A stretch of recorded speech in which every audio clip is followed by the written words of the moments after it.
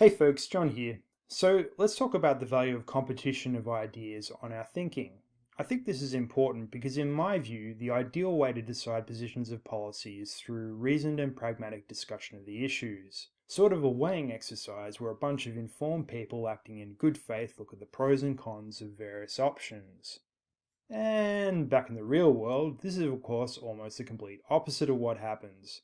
Let's not be naive, guys. Politics is a game of self-interest, bully tactics, and weaponized ignorance. The marketplace of ideas is in many ways like the financial market. Those who win are usually playing with a stacked deck.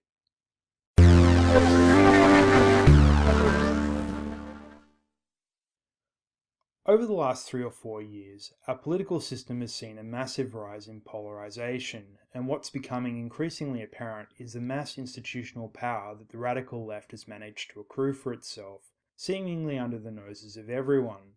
Importantly, they've achieved draconian control over both universities and the media, and the cultural importance of both of these institutions cannot be underestimated. This does not necessarily translate to popular support for their ideas, but does translate to greater ability to propagandize and indoctrinate people. So how did we get in this position? Well, I don't know that it's been any kind of grand plan, or at least not in the conventional sense. Rather, it's a result of several factors. The left as a movement that purports to speak for the dispossessed is always going to be focused on the lack of power that they are said to hold. Constant and obsessive focus on achieving power for these groups sometimes results in success, and then success builds on success. But a focus on the power of these groups breeds a focus on power in general, as well as a means to achieve it, and control of the institutions that influence the way in which people think is a powerful political weapon indeed.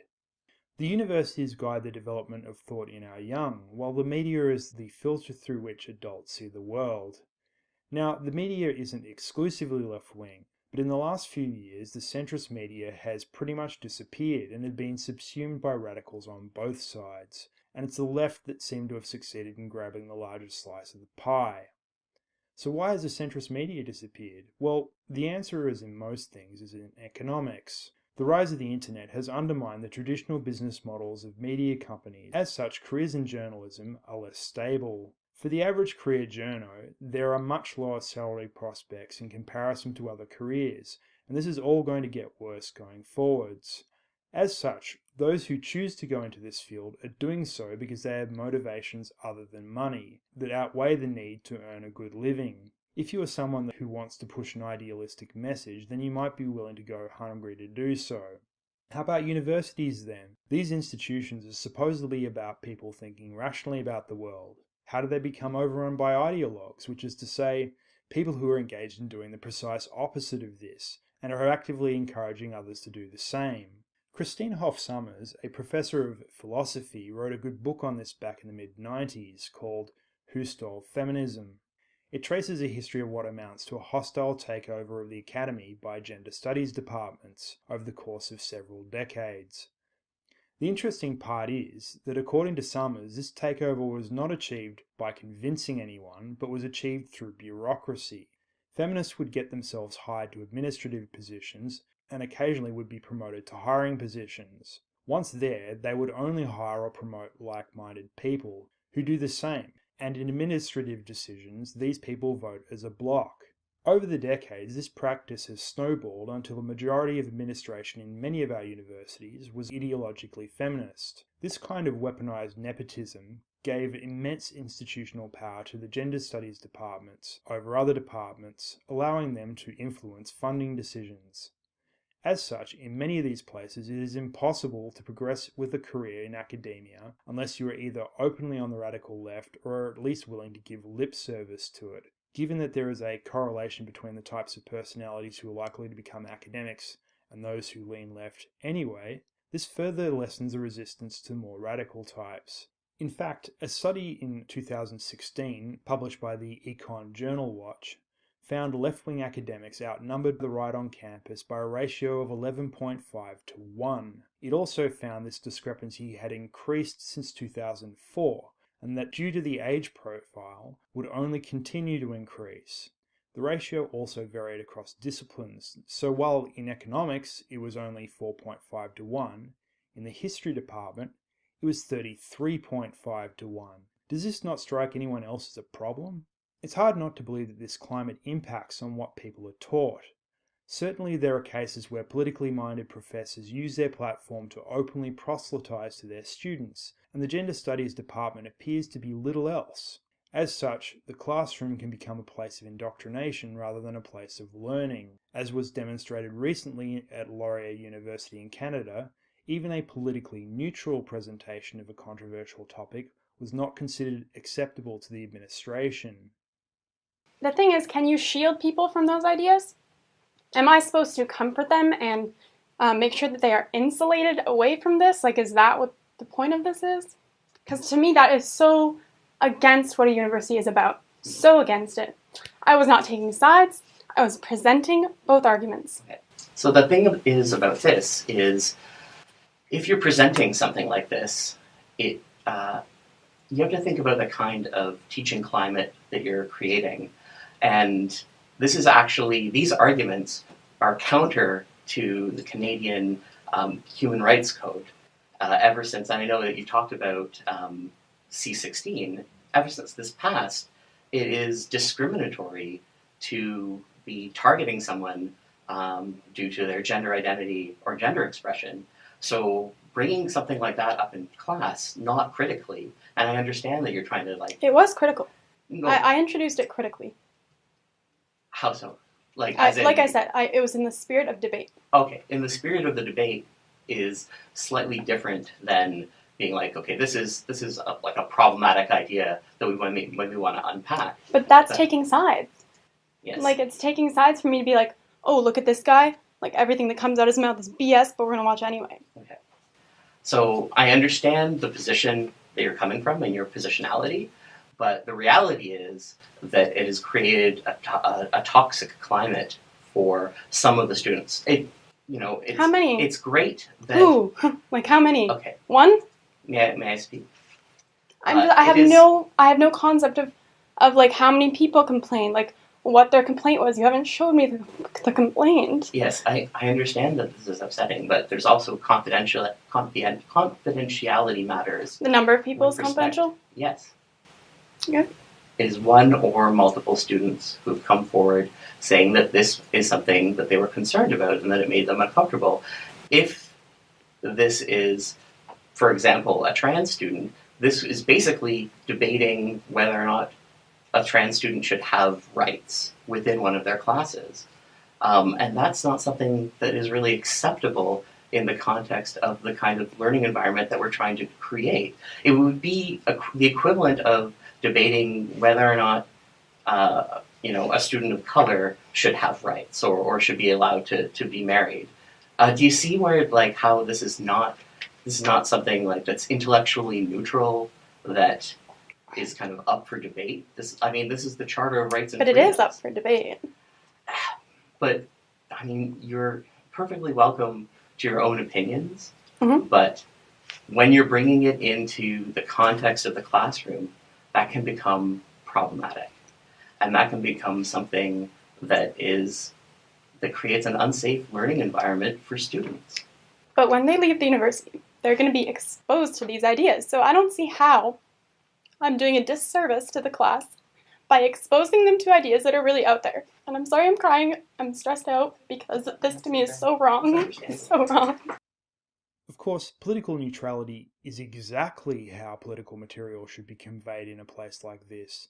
Certainly administrators and bureaucrats should not be dictating course material to teachers, especially not based on their personal political views. But this appears to be what is happening.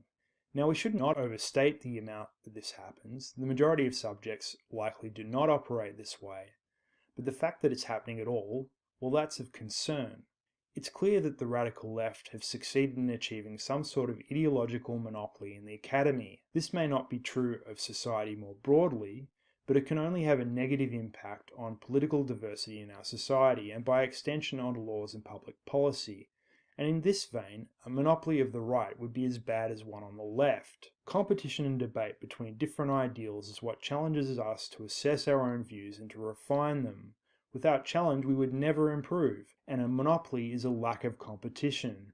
A society with such a monopoly would be stagnant in its ideas and unable to improve upon itself. It's impossible to improve a policy that cannot openly be criticised. Thinking about how we might look at solving this, to me it seems likely that an ideological monopoly would behave very much like an economic one. So perhaps economics can provide us with a solution to this problem. In his book Capitalism and Freedom, Milton Friedman identifies three sources of monopoly.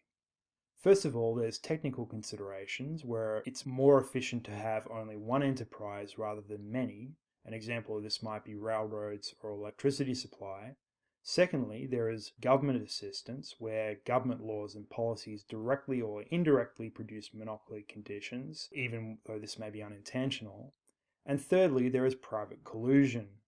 It's clear that this last one is the cause of our monopoly in universities, though there is a deliberate push to add government assistance on top of this, with policies such as affirmative action and quotas to get people of specific groups into positions of power. In theory, members of these groups are more inclined to support left-wing policy because it's perceived to benefit them, though I think that this is often overestimated, as evidenced by the large number of women who voted for Trump. The question then arises, how do we break down this building monopoly? Well, maybe solutions that work in an economic context will also work in the ideological one. Friedman's view was that monopolies of private collusion were inherently unstable. For example, when a cartel artificially colludes to inflate prices, this opens the door for an external competitor to outcompete the cartel. Additionally, it incentivizes chiselers from within the cartel to secretly break their agreement in order to get one over on their unsuspecting friends. So it may be that market forces will eventually solve the issue. Universities are businesses like any other and may attract students by advertising themselves as right-wing conservative campuses, or better yet, as ideologically neutral ones. This would be a selling point of such places and would attract those who feel marginalized at the increasingly radicalized campuses elsewhere. So the solution may very well be provided by the free market. But of course, we don't quite have a free market. Universities receive government funding and are subjected to government policy. This too is subject to manipulation in how it can be applied to tilt the playing field towards either wing of politics. It would be ideal if the broader public paid more attention to these levers and ensured they were pulled in such a way as to encourage universities to remain neutral, but as in most things, the moderate public are far less motivated than the radicals. More realistically, it would be in the interests of motivated conservatives on the right to lobby government to balance out the leftists. Ideally, what they should do is lobby to have such levers removed. It's in the right's interest to demand deregulation of the academy and to reduce or even eliminate public funding for universities. It might be seen to be bad for students, but this isn't quite right. Now, this would drive up the prices for students, but would also lower tax. Government practice of taxing the public and then paying them back indirectly through cheaper universities actually results in frictional costs, which is to say, bureaucratic costs associated with administering the university grants. Removing these would actually result in a net financial benefit to the students. And the advantage is that this approach is already compatible with right-wing ideology, so it should be a solution that conservatives would find palatable, even as the left rails against it. Newspapers and media outlets are also businesses which must appeal to the consumer, so competition may save us here as well. If there is a demand for more centrist content, then somebody will supply it. Likewise, if there is an oversupply of leftist content, then the market will even this out. Additionally, the internet is lowering the barrier of entry to these types of businesses. Indeed, even though the internet has had a radicalizing effect on traditional media, its Wild West nature may be the savior of heterodoxy in our culture. For better and worse, it is virtually impossible to quell ideas online, and those who seek them out will find them. In the world of ideas, it's a free market, which can only hinder those who seek to control our society, and that is a very good thing. Well, those are my thoughts on the subject, guys. Feel free to leave a comment below, as I'd love to hear what you guys think. Chrissy out.